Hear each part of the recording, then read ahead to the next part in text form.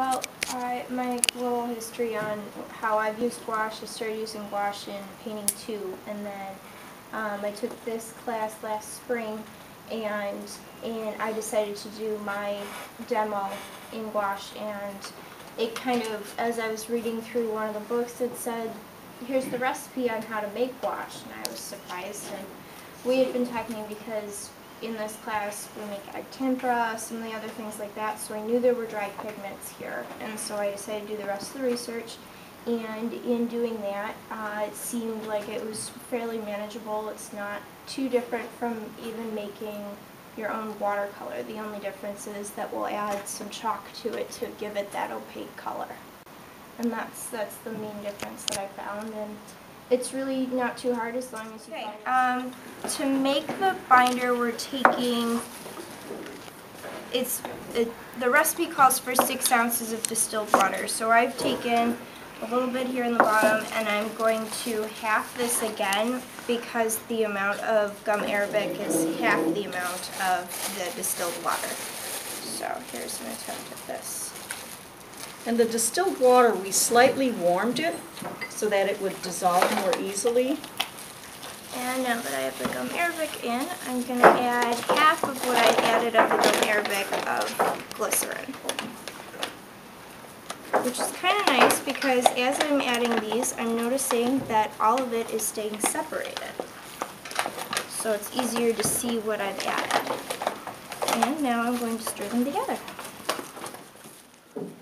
Now what we're going to do is we're going to dump the pigment out here into the middle and make a little kind of dip in the middle of it so that we can pour. Now this is where everybody should come by and watch what we're doing. This is going to make a lot. So first of all, the pigment has already been pre-mixed half and half of the precipitated chalk with the pigment.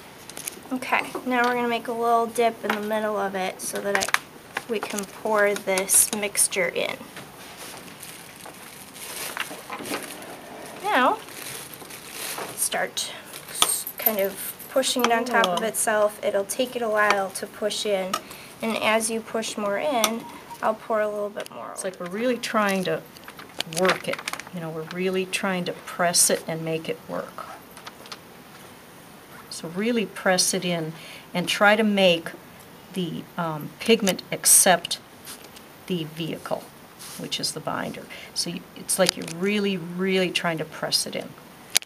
Get the system going, you know, it'll get easier. But once again, we're sort of, even though Lila took time this afternoon out of her schedule to come meet with me, and we went through everything.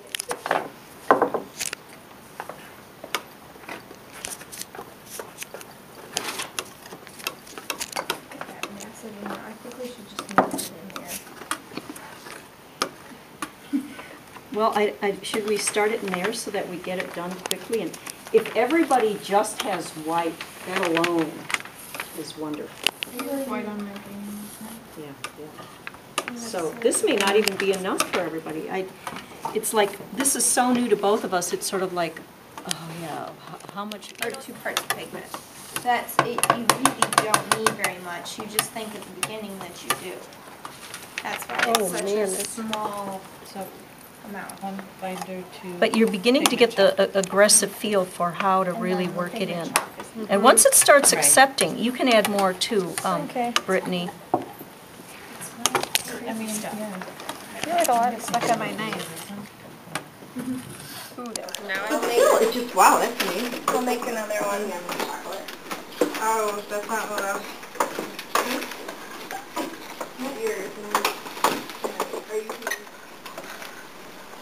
I'm amazed at how rich the pigment is. As I keep decanting some pigment into this jar, this would be ready to use, but it's like I keep adding water and it's still, there's so much here. Of course it's thinned gouache, but it still can be used.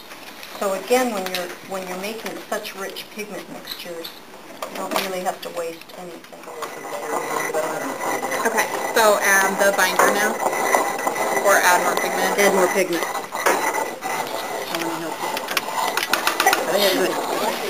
Well, the white. I Yellow. know it's red now.